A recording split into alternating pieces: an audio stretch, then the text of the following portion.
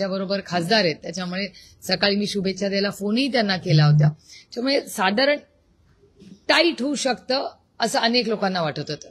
म्हणजे तुमचे जे ट्रेंड्स येत होते, सर्वेज पण टाईट दाखवत होते, पण इतकं वन वे जाईल असं मला नाही वाटत. मीडियाला पण इतकं कोणाला वाटत होतं, जे ग्राउंडवर तुमच्यासारखे अनेक काल पत्रकार मला भेटले, जे 15 दिवस 20 दिवस तिथे, इतकं मोठं डिसायसिव्ह मॅन्डेट मिळेल असं कुणालाच ना सर्वेजला वाटत होतं. मला नाही वाटत जे जिंकलेत त्यांनाही वाटत आहे. त्यामुळे त्याचा थोडासा अनालिसिस करायला लागेल आणि 2-3 दिवसात तो पूर्णपणे आमचं मताचं विभाजन काय झालं का, तो ट्रेंड काय झाला, या सगळ्याचा थोडासा अभ्यास आम्हाला करायला लागेल. पण ह्या क्षणाला हे आम्ही मान्यच केलं पाहिजे की ही जीत ही नितीश कुमारजींची आहे.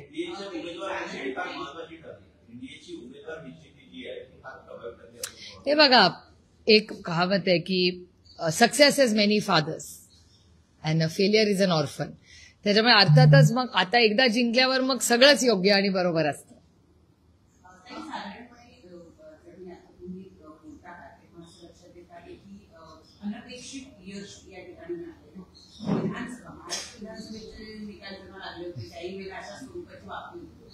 कुठेतरी असं वाटतं का की जसा आरोप वोट चोरीचा आरोप असो, ईव्हीएमचा आरोप असो, असे आरोप येत्या काळामध्ये या ठिकाणावर सुद्धा होती. मला 3-4 महत्वाच्या गोष्टी आहेत ज्याचा आम्हाला एक इंटरनल सर्व्हे करून अभ्यास करावा लागेल की काय नक्की मुद्दा आहे. म्हणजे तुम्हाला आठवत असेल की तेजस्वीजींनी एक महिलांसाठी एक मोठी स्कीम आणि बेरोजगारींसाठी एक मोठी स्कीम झाली. त्याच्यानंतर त्याचे मला असं वाटतं 10,000 रुपये बऱ्याच अकाउंट्सला देण्यात आले. तसंच म्हणजे भारतीय जनता पक्ष स्वतःच तुमच्या चॅनलवर म्हटलेलं आहे की लाडकी बहीण योजने जी झाली त्याच्यामुळे महाराष्ट्रात खूप मोठा इम्पॅक्ट झाला. मध्य प्रदेशचे जे सरकार आलं त्याचं क्रेडिट त्यांना देतं. आणि कालच माझ्या दिल्लीच्या पेपरात वाचनात आलं, महाराष्ट्रात आलंय की नाही माहिती नाही मला, पण की मध्य प्रदेशमध्ये लाडकी बहीण योजनेचे पैसे आता वाढवत आहेत आणि ते 2028 पर्यंत चालतील. तेव्हा त्यांची लोकसभा विधानसभा तेव्हाच येते. हा योगायोगी असू शकतो, मी काय आरोप करत नाही कुणावर, पण हे सगळं हा एक असू शकतो का एक इम्पॅक्ट ह्याचाही विचार आम्हाला करावा लागेल. म्हणजे बरेच फॅसेट्स आहेत त्याच्यात मोठे खूप पैलू आहेत, त्या प्रत्येक पैलूचा अभ्यास करावा लागेल. राहुल गांधी यांनी जी यात्रा बिहारमध्ये काढली, त्या भागामध्ये सुद्धा त्यांना घट्ट बसले असं दिसतं. आणि खरं तर तिथे यश मिळणं अपेक्षित होतं. जसा प्रतिसाद त्या यात्रेला मिळाला असता तसा प्रत्यक्षात मतांमध्ये परिवर्तित होताना दिसला नाही. राहुल गांधींच्या या यात्रा तेही होतात असा त्यामुळे एक निष्कर्ष नाही. मला असं वाटत नाही. याचं कारण असं की लोकसभेला तीच यात्रा खूप यशस्वी ठरली. कारणं वेगळी असू शकतात. राहुलजींनी प्रचंड कष्ट केले का, हो तर केले, पण मला कधी कधी असं वाटतं, कदाचित माझं चुकीचंही असेल, पण एक लांबून बघण्याचं एक माझ्या आता मी कुठलाही अभ्यास केलेला नाही, त्याच्यामुळे 2 दिवसानंतर मी खरंच अभ्यास करून तुम्हाला स्पष्टपणे कारणं सांगू शकीन. पण आता मला एक तुम्ही प्रश्न विचारल्यावर एक विचार माझ्या मनात आला. असंही असू शकतं का की मध्ये जे सीटमध्ये जे फ्रेंडली फाईटला सीट झाल्या त्याच्यामुळे काही काँग्रेसचं आणि आरजेडीचं नुकसान झालं असेल का, हा एक मुद्दा असू शकतो. त्याच्यानंतर एक मुद्दा असाही असू शकतो की राहुलजी व स्टार कॅम्पेनर, ते निघून गेल्यानंतर तिथे जो फॉलोअप करायला जो मतदार न्यायला आहे की बाबा नेता येऊन गेला, पण त्याच्यानंतर ज्यांनी फॉलोअप करून बूथ बांधणी असेल किंवा तिथला जो BLO असेल, ते सगळं काम किती काँग्रेसनी केलं हे मला माहिती नाही. त्याच्यामुळे हाही प्रश्न आपल्याला विचारायला लागेल.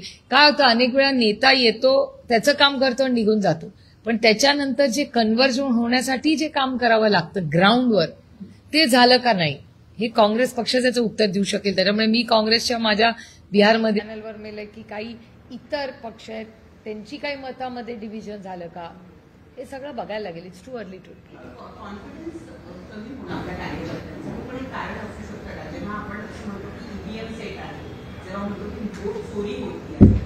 आपले कार्यकर्ते तर त्यांना असं वाटायला लागलं की सगळंच सेट आहे, तर मग आपण आपल्याला काय उपयोग, असं हा एक निगेटिव्ह इम्पॅक्ट पण होऊ शकतो या नरेटिव्हचा. मला नाही सांगता येणार ह्याच्यावर, कारण का मी ईव्हीएमच्या बाबतीत नेहमी प्रश्नचिन्हच करते, कारण का त्याच ईव्हीएमवर मी निवडून आले. त्याच्यामुळे माझं म्हणणं आहे की या सगळ्याच गोष्टी, या सगळ्या आरोपांची सुरुवात आणि इन्क्वायरी ही आमच्यापासूनच झाली. जसं उत्तम जानकरजी म्हणतात की ते जिंकलेले आहेत. माझ्या मतापासून सुरू अमोलदादा कोल्हेचं आणि माझं म्हणणं आहे की आम्ही जिंकलेलो आहोत. नाही तर काय होतं, हरल्यावर आपण म्हणतो रडीचा डाव. हे मान्य आहे मला. जेव्हा जे जिंकलेले ते आमच्यावर आरोप करतात, ठीक आहे ना, मान्य आहे, त्यांना तो बोलायचा अधिकार आहे. म्हणून मी नेहमी म्हणते की या सगळ्या प्रक्रियेची इन्क्वायरी आम्ही जिंकलेल्या कॅन्डिडेटपासूनच सुरुवात करा. अमोलदादा असतील, मी असतील किंवा उत्तम जानकरजी असतील.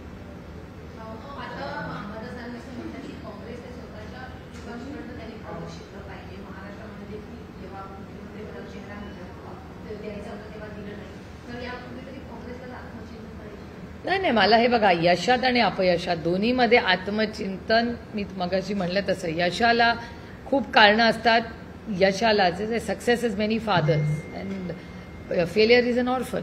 त्याच्यामुळे अर्थातच कुठल्याही इलेक्शनमध्ये आपण हरल्यानंतर आत्मचिंतन करायचंच असतं. आम्हीही केलं.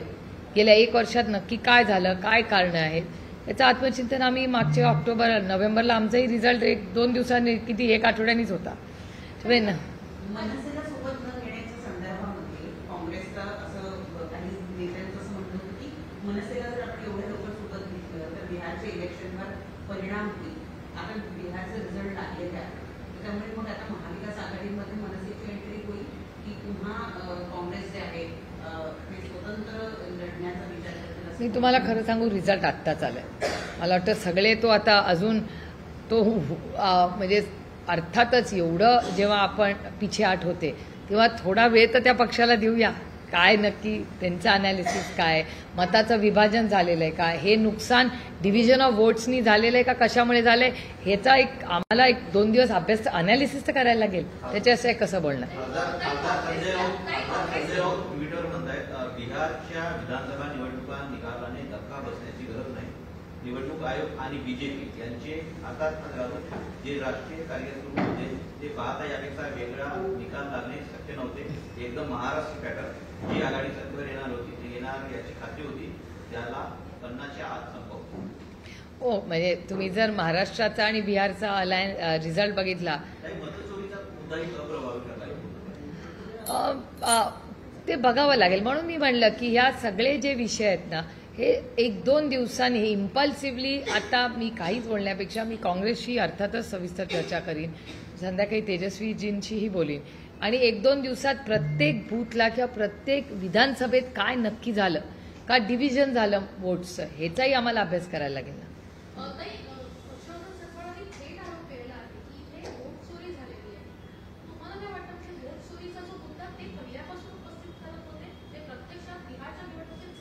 हो, हे काँग्रेसचा काहीतरी डेटा काँग्रेसनी जनरेट केलाच असेल ना. त्याच्यामुळे मी काँग्रेसशी संध्याकाळपर्यंत बोलून, उद्या परवा जेव्हा तुमच्याशी बोलीन त्याच्यात, कारण का मला नेहमी असं वाटतं की घाईघाईनी काहीतरी बोलण्यापेक्षा थोडासा जर काँग्रेसला काही, कारण का आम्ही तिथे लढलो नाही, त्याच्यामुळे आम्ही कसं बोलणार. तिथे जे फील्डवर होते त्यांना आमच्यापेक्षा नक्कीच जास्त माहिती असणार.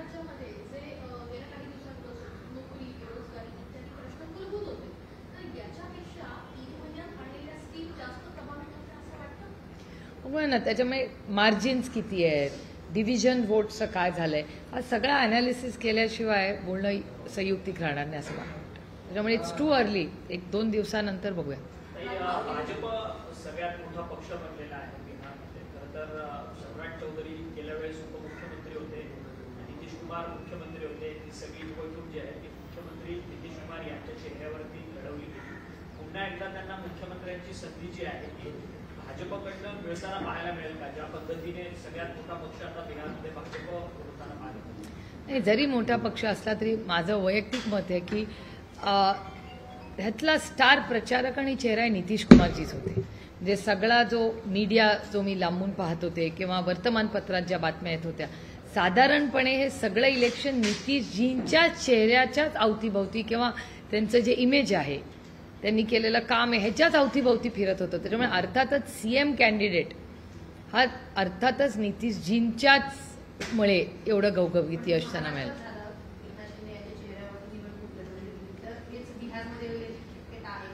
मला वाटतं ती केस वेगळी होती, ही केस वेगळी आहे थोडीशी. म्हणजे सीट्सचं डिव्हिजन त्यांनी केलेलं, म्हणजे इथे गेले 20 वर्ष नितीशजी खासदार मुख्यमंत्री राहिलेले आहेत. त्याच्यामुळे प्रत्येक it's not one size fits all. काही कॉमनॅलिटीज डेफिनेटली आहेत, पण मला असं वाटतं हे एवढ्या घाईघाईनी बोलण्यापेक्षा थोडासा त्या रिझल्टचा अभ्यास करून आम्ही आत्मचिंतन केलं पाहिजे का, तर 2000% केलं पाहिजे. त्याच्यात काय माझं दुमत नाही. अंबादास दानवेंनी असा एक दावा केला की ज्या पद्धतीने महागठबंधनमध्ये काँग्रेस ज्यावेळेस येते त्यावेळेस जागा खूप मोठ्या प्रमाणात ती मागताना पाहायला मिळते काँग्रेस, आणि त्याचाच फटका जो आहे तो पराभवामध्ये रूपांतरित होताना पाहायला मिळतो. प्रादेशिक पक्षांना जिथे स्थान भाजप खरं तर काँग्रेसने दिलं पाहिजे तिथे न देता तिथे जागांची मोठी मागणी काँग्रेसकडनं होते आणि पराभव देखील तेवढाच मोठा होतो असं त्यांचं. मी या पूर्ण अनालिसिस नाही केलेला अजून, कारण का अजून ट्रेंड्स येत आहेत. त्यामुळे पूर्ण रिझल्टचा अभ्यास केल्याशिवाय कदाचित त्यांच्याकडे माझ्यापेक्षा जास्त माहिती असेल, कारण का बिहारबद्दल मी जे फक्त वर्तमानपत्रात किंवा टीव्हीवर पाहिलं तेवढंच मला माहिती आहे. त्याच्या पुढे मी काही अजून अनालिसिस नाही केलेलं त्याचं. आशीष शेलार ने अब कहा है, राहुल गांधी को पप्पू कहते हुए उन्होंने कहा है कि इनको सबक सिखाया है लोगों ने जो वोट चोरी और ईवीएम के एलिगेशंस थे वो अब झूठ ठहराए हैं, और यही विश्वास जताया कि हमें ये रिजल्ट अपेक्षित था. आपने अगर संजय राउत जी का ट्वीट देखा होगा तो आपके सवाल का जवाब उसी में है.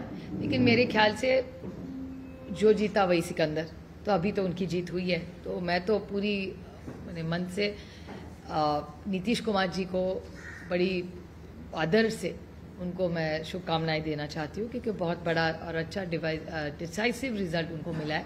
लेकिन उसके कारण क्या है, गठबंधन में क्या हुआ है, हमारी वोट कटे, कैसे कटे, क्यों कटे, सबका थोड़ा सा एनालिसिस करना पड़ेगा. तो 1-2 दिन में क्लियर पिक्चर हो जाएगा कि क्या हुआ और क्या नहीं हुआ, और या क्या होना चाहिए था और क्या नहीं हुआ. Rahul Gandhi had raised an issue, a nationwide issue of vote chori. Do you think that RJD failed to take it up on national level or in their state as well? In fact, No, I think it's too early to predict and analyze the result, because as you're aware that success has many fathers and failure is an orphan. So I think it's too early now. Everything looks right about it because the decisive mandate that they have got. Now, is it a mandate, no mandate, how they've got the mandate is something I think we need at least 48 hours to really go through it. We'll have to go booth by booth, constituency wise constituency, to understand what really went wrong. So it's too early to judge anything right now. आपने लाड़की बहन का जिक्र KIA, Maharashtra में भी और मध्य प्रदेश में भी, बिहार में भी 10,000 रुपए प्रति महिला के अकाउंट में गए. कहीं ना कहीं वो चेंजिंग फैक्टर आपको दिखाई देता है, क्योंकि तेजस्वी यादव जब भी प्रेस कॉन्फ्रेंस में आते थे काफी कॉन्फिडेंस लग रहे थे, बकायदा बोल भी रहे थे कि 18 तारीख को शपथ विधि होगी. What went wrong? It's too early to predict. We will have to look into it. And if you remember, the Honorable Prime Minister also used to criticize.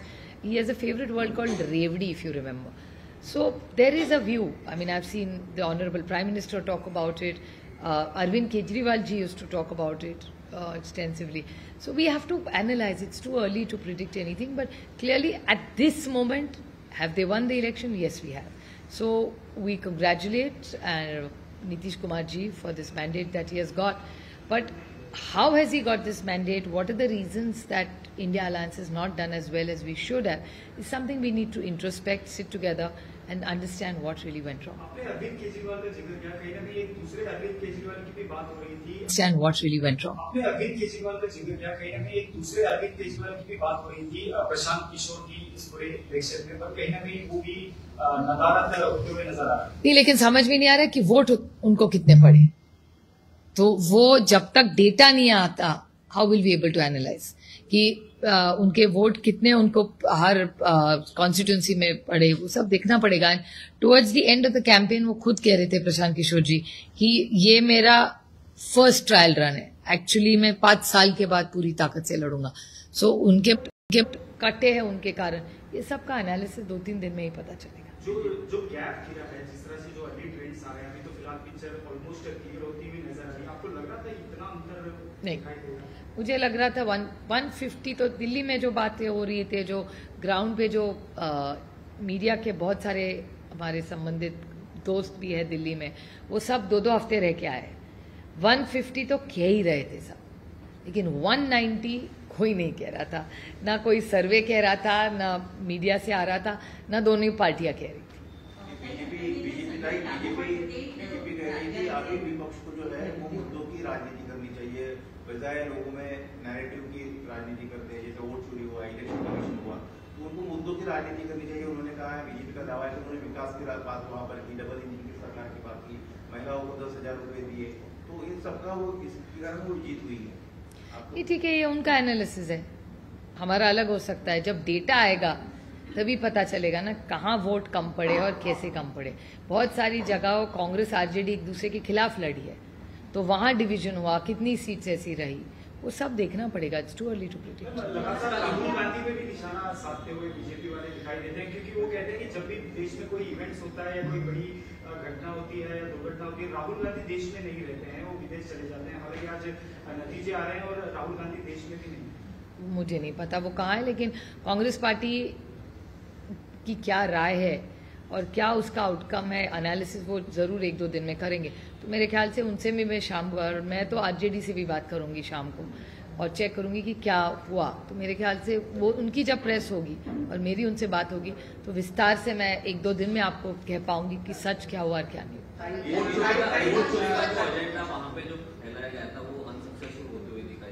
ऐसे कैसे कह सकते हैं? वही अभी महाराष्ट्र में भी जो है सब आपकी पार्टी की तरफ से वोट चोरी के एलिगेशन को लेकर आगे बढ़ रहे हैं। क्या लगता है कितना इम्पैक्ट? नहीं, बिहार का डेटा आने तक नहीं, महाराष्ट्र का तो डेटा हमने आपको दिखाया। आप खुद, आपका हर चैनल जहां जहां आरोप हुए हर चैनल वहां गया है। तो महाराष्ट्र में हमने तो आपको प्रूव ही कर दिया ना, एक एक घर में 800 लोग ले ले, मजाक बना के रखा है।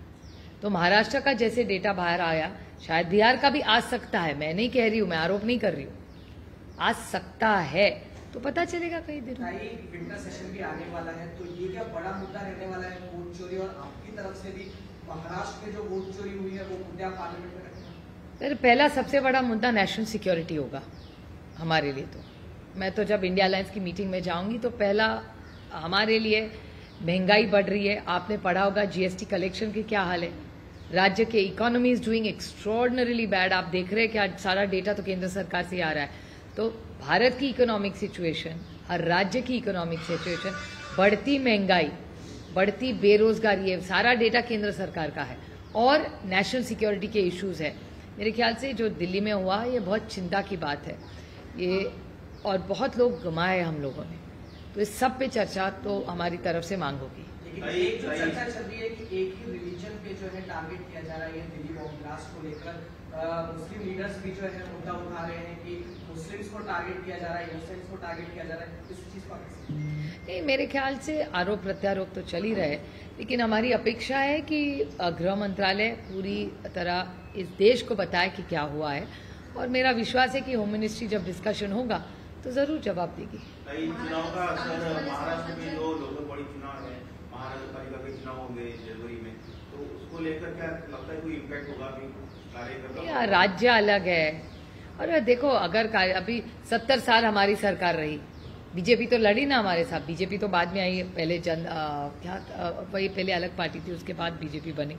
लेकिन विपक्ष में तो बहुत सारे लोग 70 साल भी बैठे, लड़ते रहे ना। हम तो 10 साल ही है, कौन सी बड़ी बात है। एक सशक्त लोकतंत्र में कभी यहाँ कभी वहाँ, ऐसा तो कोई पैदा नहीं हुआ है ना कि मैं बैठूंगा तो मैं सत्ता में ही बैठूंगा, ऐसा थोड़ी होता है। महाराष्ट्र त्यानंतर आणि मध्य प्रदेश, नंतर महाराष्ट्र, बिहार, या सगळ्या राज्यांचं जर आपण बघितलं तर इलेक्शनच्या आधी 2-4 महिन्याआधी लाडकी बहिणीसाठी योजना आणल्या गेल्या आणि त्या योजनांमध्ये महिला जे मतदार आहेत त्यांना टार्गेट केलं गेलं। या निवडणुकीमध्ये जी माहिती मिळते त्यानुसार महिला 10% मतदान यांच्या महिलांचं वाढलेलं आहे असं कळतंय। महिलांना गृहीत धरणं ते महाविकास आघाडीच्या म्हणजे विरोधात गेलंय का? महिला उमेदवारांना आणि त्याचबरोबर मतदारांना गृहीत धरणं हा सगळ्यात मोठा प्रॉब्लेम वाटतोय। या सगळ्या अपयशात आम्ही गृहीत कुठे धरलं त्यांना? आम्ही कुठल्याच मतदाराला गृहीत धरलेलं नाही। मतदार हा राजा असतो, त्याच्यामुळे मतदार राजाच्या मनात काय, पण त्यातून महाराष्ट्राची केस थोडीशी वेगळी आहे। मी बिहारमध्ये आरोप का करत नाही, कारण का माझ्याकडे डेटा नाही आणि मी कधीच बिना डेटाचा आरोप करत नाही। पण महाराष्ट्राची केस, माझ्या स्वतःच्या मतदारसंघातले किती केसेस तुम्हाला दाखवू।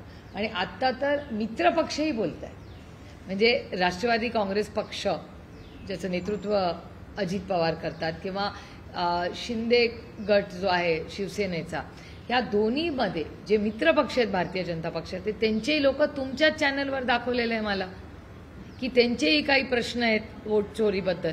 त्याच्यामुळे जर मित्रपक्षही असं बोलायला लागले तर आम्ही विरोधात आहोत. आणि आम्ही जो वोट चोरीचा आरोप महाराष्ट्रात केला, मी महाराष्ट्रापुरतं सीमित बोलते, बिहारमध्ये काय झालं याचा अभ्यास नाही केला, त्याच्यामुळे मी आत्ता ह्या क्षणी काही बोलू शकत नाही त्याच्यावर.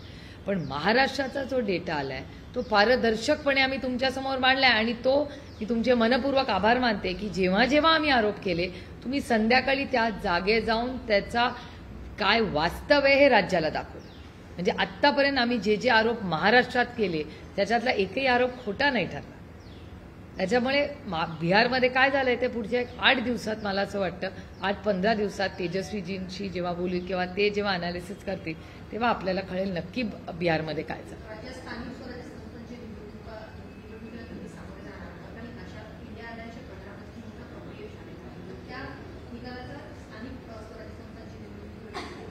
राज्य वेगळी आहेत, नाही राज्य वेगळे आहेत, प्रश्न वेगळे असतात.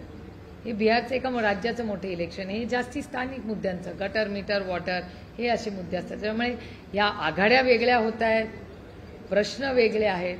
हे लोकल इलेक्शन आहे, ते राज्याचं इलेक्शन आहे.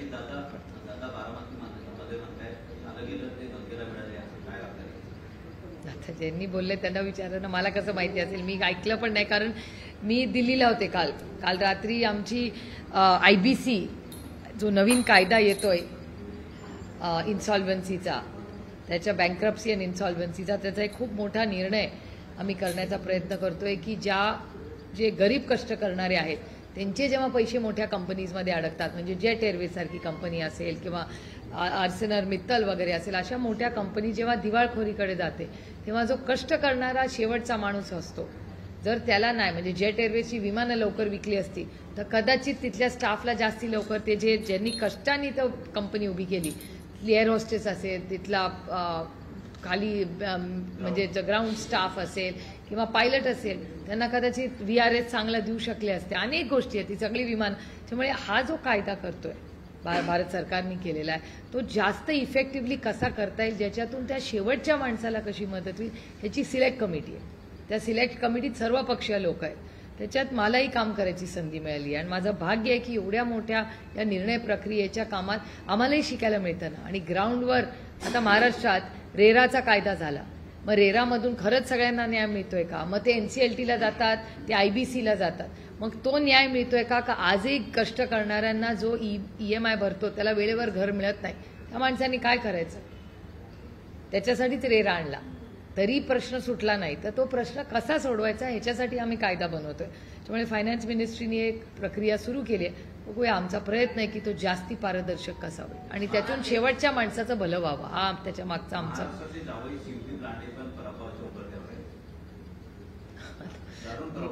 मी प्रत्येक रिझल्ट नाही पाहिलेलाच, मोठा मोठा नंबर्स पाहतोय.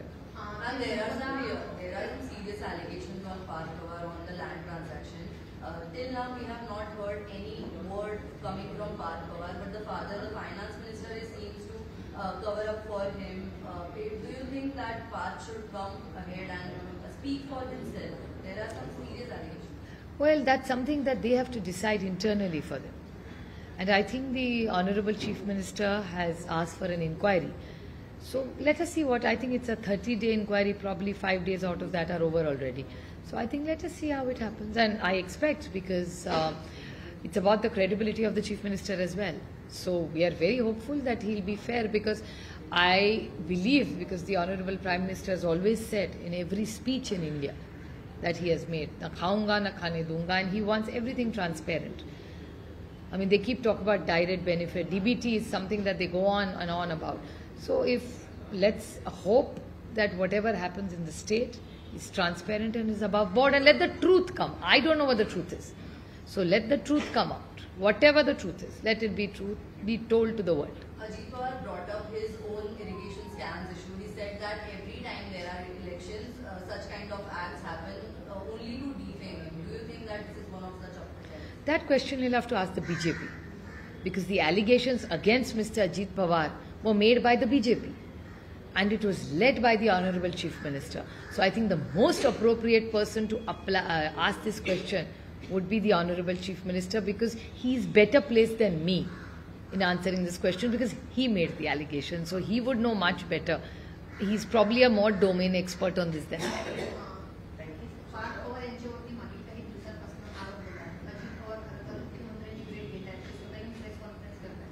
मात्र जे स्वतः या प्रोसेसमध्ये सहभागी होते पार्थ पवार, ते मात्र कुठे आहेत किंवा ते त्यांनी एकही स्टेटमेंट किंवा त्यांच्या कंपनीकडे अजूनही जाहीर झाले नाही. तर त्यांनी या विषयावरती बोलणं खरं तर त्यांच्याकडनं उत्तर अपेक्षित आहे, ते बोलताना दिसत नाही. त्यांनी बोललं पाहिजे. हा, तो एका सशक्त लोकशाहीमध्ये ते तुमचं मत आहे, त्यांचं काही वेगळं असू शकतं. आपण ते आता SIT स्थापन करून महिन्याभराचा कालावधी मिळालेला आहे. महिन्याभराच्या कालावधीत SIT आहे का ती? म्हणजे रिपोर्ट आहे, चौकशीचा रिपोर्ट महिन्याभराच्या आत सादर केला जाईल, पत्रकारांना दाखवला जाईल असं म्हटलं जातं. तर 1 महिन्याचा कालावधी मिळालेला आहे. हा असा 1 महिन्याचा कालावधी इतर प्रकरणांमध्ये मिळत नाही. साधारणपणे आरोप प्रत्यारोप विरोधकांकडनं सुद्धा मोठ्या प्रमाणावर होतात. राजीनामे मागितले जातात आणि काही लोकांना राजीनामे द्यावे सुद्धा लागतात. पार्थ पवार यांच्या प्रकरणामध्ये असं मात्र काहीच होताना दिसत नाही. महिनाभराचा वेळ त्यांना दिला गेला आहे आणि त्यानंतर पुन्हा ते प्रकरण सगळ्यांच्या माध्यमातून विरोधक सुद्धा ते प्रकरण सोडून देतात. हे कितपत येतं? योग्य आयोगाचा विषय नाही. मला असं वाटतं या प्रश्नाची, या तुम्ही विचारलेल्या सगळ्या प्रश्नाची उत्तरं हे माननीय मुख्यमंत्रीच देऊ शकतात. कारण का पहिल्या दिवशी त्यांनीच स्टेटमेंट केलं आणि त्याच्यानंतर त्यांनीच ती इन्क्वायरी लावलेली आहे. त्याच्यामुळे मला असं वाटतं या सगळ्या प्रश्नांची उत्तरं माननीय मुख्यमंत्रीच देऊ शकतात. आणि मी याला एक आणखीन ॲडिट करीन की माननीय मुख्यमंत्र्यांची मला विनम्र विनंती आहे माननीय मुख्यमंत्र्यांना की त्यांनी दोन SIT सुरू केल्या होत्या. एक डॉक्टर मुंडेंसाठी, त्या महिलेची आत्महत्या झाली, खून झाला, मृत्यू झाला महाराष्ट्राच्या लेखीचं, एवढं खरं आहे. ते आपल्याला विसरून चालणार आहे. आणि ती SIT फुल फ्लेज SIT नाही आहे, त्यांनी फक्त लावली आहे ती, त्याचं पुढे काय झालं हा एक खूप गंभीर प्रश्न मला असं वाटतं गेल्या काही दिवसात मागे पडलेला आहे. त्याच्यामुळे माझी विनम्र विनंती आहे महाराष्ट्राच्या माननीय मुख्यमंत्र्यांना की डॉक्टर मुंडेंच्या केसचा तपास आणि हे फुल फ्लेज SIT तुम्ही कधी करणार, हा प्रश्न एक आहे. आणि दुसरा प्रश्न की महादेव मुंडेंचा जो खून झाला त्याच्यावरती SIT स्थापन झाली, त्याला 3 महिने झाले. मी 10 दिवसापूर्वी बीडला गेले होते, तेव्हा त्यांच्या बायकोचं असं म्हणणं होतं की SIT स्थापन झाली पण आम्हाला काहीच माहिती नाही काय चाललंय. त्याच्यामुळे महादेव मुंडेंचा जो खून झाला आणि डॉक्टर मुंडे, मग खून, आत्महत्या, हत्या, काय झालं हे, ह्या सगळ्याची उत्तरं महाराष्ट्र वाट बघतोय. कारण का खूप महत्त्वाचं आहे. महाराष्ट्रामध्ये गुन्हेगारी वाढली आहे असं वारंवार केंद्र सरकारचा डेटा सांगतोय, मी म्हणत नाही आहे. हा आरोप मी करत नाही आहे, मी डेटा ड्रिव्हन सांगते माहिती तुम्हाला. त्यामुळे ह्या दोन्ही मुंडे केसेसचा, या दोन्ही बीडमध्ये महाराष्ट्राला अस्वस्थ करणाऱ्या आणि म्हणजे दुर्दैवी आहे या 2 केसेस ह्या महाराष्ट्रात झालेल्या आहेत, जे आपल्या संस्कृतीत ते बसतच नाही. त्याच्यामुळे माझी विनम्र विनंती आहे महाराष्ट्राच्या माननीय मुख्यमंत्र्यांना की या दोन्ही महादेव मुंडे आणि डॉक्टर मुंडे या दोन्ही केसेसमध्ये गांभीर्याने त्यांनी लक्ष घालावं आणि आम्ही आतुरतेने या दोन्ही कुटुंबाला न्याय मिळेल एवढा विश्वास माननीय मुख्यमंत्र्यांवर मी आज टाकते. आज श्रीनिवास पवार आणि शर्मिला पवारांचा मुलगा युगेंद्रचं लग्न आहे आणि कुलकर्णी कुटुंब जे देवेंद्रजींना अनेक वर्षेही ओळखतात, त्यामुळे कुलकर्णी आणि पवार कुटुंबाच्या वतीने मी माझ्या भावाबरोबर आणि व्याह्यांबरोबर आम्ही आमंत्रण करायला गेलो होतो. आता माझा भाऊ उद्धवजींकडे पण गेला आहे. त्याच्यामुळे आणि मी डिव्हिजन केलं आहे. फॅमिली मोठी असल्यामुळे उपयोग होतो त्याचा. काही पत्रिका घरी जाऊन द्यायच्या असतात, तर सगळे नातेवाईक जवळच्या लोकांना जाऊन आम्ही पत्रिका वाटतो. नहीं, मेरे भाई की बेटी की शादी है तो उसके लिए हम आमंत्रित करने के लिए गए थे. नहीं, कल जो एक्सीडेंट हुआ उसके बारे में national highway, Poona municipal corporation और जो पुणे के कमिश्नर है और कलेक्टर, उन सबसे मेरी विस्तार से बात हुई. कमिश्नर जी, PMC कमिश्नर और नेशनल हाईवे, तीनों ने हमारा पूरा मॉनिटरिंग कल शाम तक चल रहा था. और वहाँ आपको याद होगा जहाँ एक्सीडेंट हुआ है वहाँ 1 साल पहले बहुत एक्सीडेंट्स हुआ करते थे. उसके बाद वहाँ गडकरी साहब ने एक टीम भेजी थी वहाँ हम बहुत सारे बदलाव भी किए। आप अगर गए होंगे तो वहाँ स्पीड लिमिट्स है, रबल्स लगाए हैं, बहुत सारे बोर्ड्स लगाए, ज़्यादा कैमरे बढ़ाए, स्पीड लिमिट्स कराए, तो 6 महीने में वहाँ एक्सीडेंट्स नहीं हुए। तो हम अभी कई धीमी सांस ले रहे थे कि चलो यहाँ भी एक्सीडेंट्स नहीं हो रहे, 6 महीने का डेटा कहता है वहाँ कुछ नहीं हुआ है। और कल जो घटना हुई वो बहुत बहुत दुर्भाग्य, उसकी पूरी इंक्वायरी हम कर रहे हैं और national highway, Poona municipal corporation और पूना पुलिस ये सब मिलके हमें 1-2 दिन में पूरी रिपोर्ट करेगी कि ये रोड सेफ्टी हम सब हल्के में ले रहे हैं, एक्सीडेंट कैसे हुआ, आग कैसे लगी, ये सब का विस्तार से रिपोर्ट आने के लिए हम लोग रुके हुए हैं।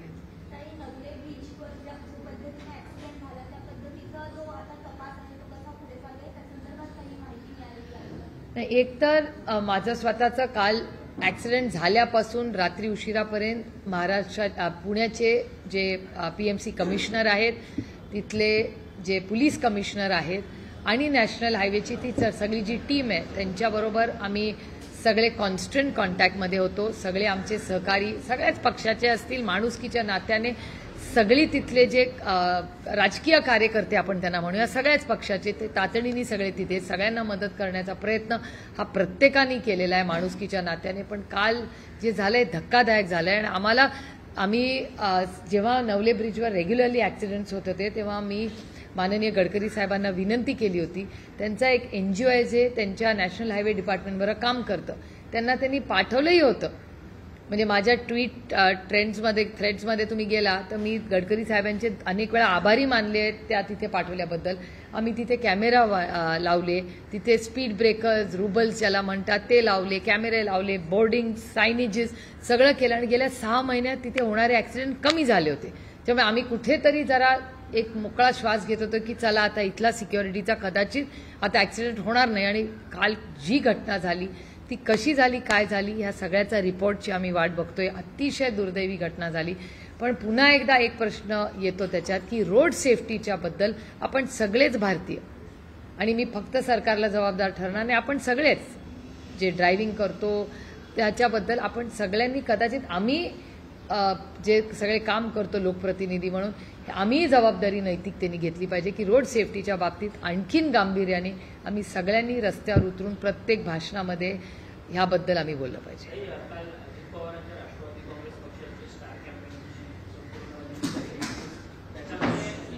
अजित पवार हे फक्त एकटेच पवार त्या स्टार कॅम्पेनिंगमध्ये आहेत आणि बाकीचे गडकरी फॅमिलीमध्ये जवळपास 3 जण या सगळ्या स्टार कॅम्पेनिंगमध्ये पाहायला मिळतात। कुठेतरी पक्षामध्ये वर्चस्ववाद हा तटकऱ्यांचा वाढतोय का? कारण की गेल्या काही दिवसांपासून 2 रुपालींच्या वादात देखील तशाच पद्धतीची वक्तव्य जी आहेत ती अनेक विरोधी पक्षातल्या नेत्यांकडनं होताना पाहायला मिळतात। तर त्यांच्या पक्षात काय निर्णय होत आहेत हे खरंच मला माहिती नाही। दुसरे के घर में खुद कशालाच बघायचं। आणि हे म्हणजे हा तुमचा प्रश्न विचारायची तुम्हाला वेळच आली, त्यामुळे काहीतरी असेल तिकडे। पण मी खरंच सांगू की मी फार काही त्याच्यात लक्ष कधी घातलेलंच नाही। आणि महाराष्ट्रासमोर आज शेतकऱ्यांची खूप मोठी आव्हानं आहेत, बेरोजगारी, महाराष्ट्राची आर्थिक परिस्थिती ही अतिशय गंभीर आहे, त्यामुळे महाराष्ट्रात खूप मोठी आव्हानं आहेत। त्यामुळे त्यांच्या पक्षात काय होतं, कुणाला काय करायचं हा त्यांच्या पक्षाचा अंतर्गत प्रश्न आहे। थँक्यू।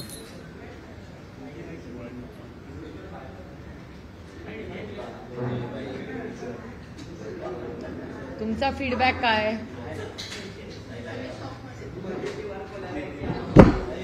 नाही, मताचं विभाजन किती झालं हेही बघायला लागेल। नाही, सीट्स किती लागल्यात हे